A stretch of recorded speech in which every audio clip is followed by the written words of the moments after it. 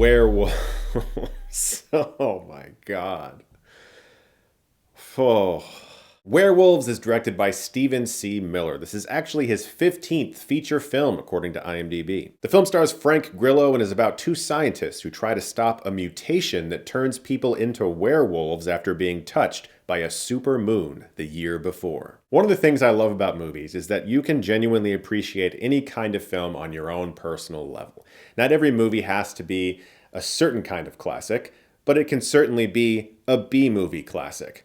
There are all different types of classics. That word is so broad now. It doesn't really make any sense anymore. Back in the day when I was a kid, people would use that word to describe Casablanca or The Shawshank Redemption or something along those lines. But nowadays you can look at a movie like The Room that has a global following and constant screenings and so many fans around the world and say that in its own way that movie is too a classic. Of course, in the back of our minds, we know what that really means. We're not looking at a film like that and a film like Lawrence of Arabia and saying these two things are the same. When it comes to werewolves, this movie reminds me of one of my favorite kinds of movies. When I was a kid, I would often go to Blockbuster and I would see VHS or DVD of films like Jack Frost, or Python, or Ginger Dead Man, or Carnosaur, or just about anything that Roger Corman produced over his incredible lifespan. That's where Werewolves lives. This is a knowingly cheesy, over-the-top movie in which Frank Grillo can walk through the rain in slow motion, take off his shirt and see all of his veiny, ripply muscles. A movie where there are about 17 tearful goodbyes. A film where you can tell that a person is in the suit and that's part of the charm.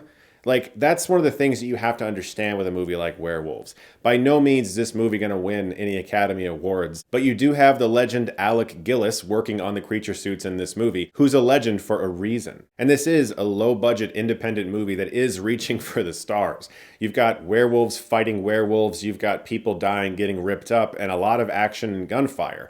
But you have to maintain a budget, and that's why, frustratingly, the movie will often retreat into a room somewhere, or you have a lot of sequences where characters are talking about whatever they're talking about when you really just want them to cut back to the car that just crashed into a bus. And I must say, I didn't go to this film thinking I'm going to pull out my notepad and write down all my problems with it. Because I know this is a low-budget, independent creature movie, and that's the type of stuff I used to watch a lot as a kid, whether it was on TV or I rented it from Blockbuster. And the fact that Stephen C. Miller, who up until now has mostly been making what you might call programmers that have some recognizable faces, but mostly go straight to DVD or Redbox, which is no longer a thing. The fact that he got this in theaters, I think, is really fucking cool. On the tongue-in-cheek, we know we're cheesy aspect of this movie, they call something they think can help people not transform into werewolves moon screen.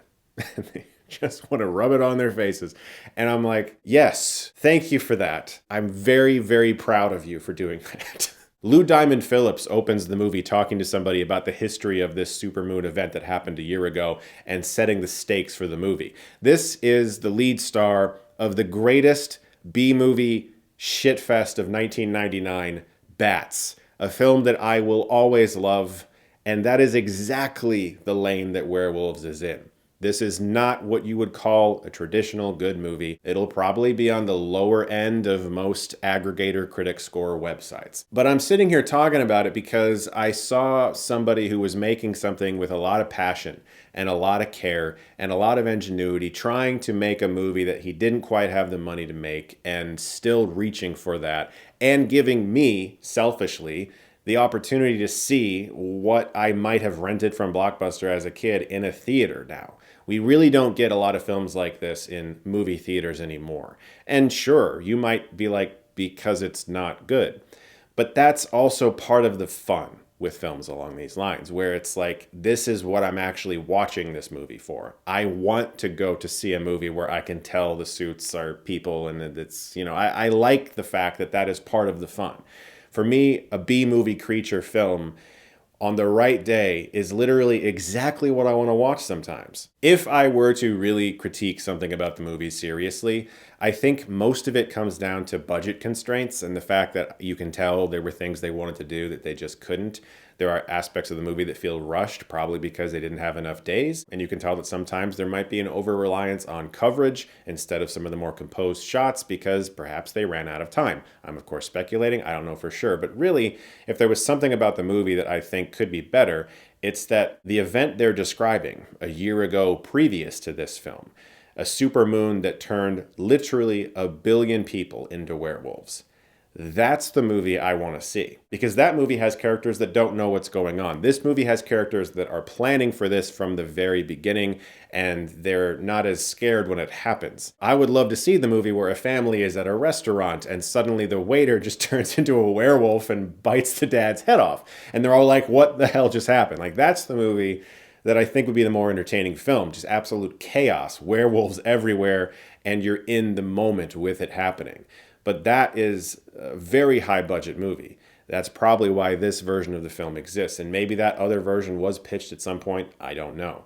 That's the movie I think that would be much better, but clearly they didn't have the money to make that movie. Still, I can honestly say I had a mostly enjoyable time at the movies tonight. I mean, there were moments where I thought, we're kind of lingering on this aspect of this scene for far too long. Like I said, there's way too many tearful goodbyes. A lot of times you just want to get to the werewolf stuff and we're stuck in scientist mode. And I don't believe that any of these people are scientists, but it's a lot of fun for exactly what it is, which is what I expected it to be. If Roger Corman was still alive, I could totally see him having produced this, and I could totally see this being part of some VHS 5-pack of monster creature features. So if that's your kind of movie, check it out sometime. You don't have to rush out and see it or anything, but if you actually enjoy watching movies like I do sometimes like that, this movie is probably going to do a lot of things for you. If you are the type of person who would never in a million years watch a film like that, then just stay away because this film is just going to irritate you.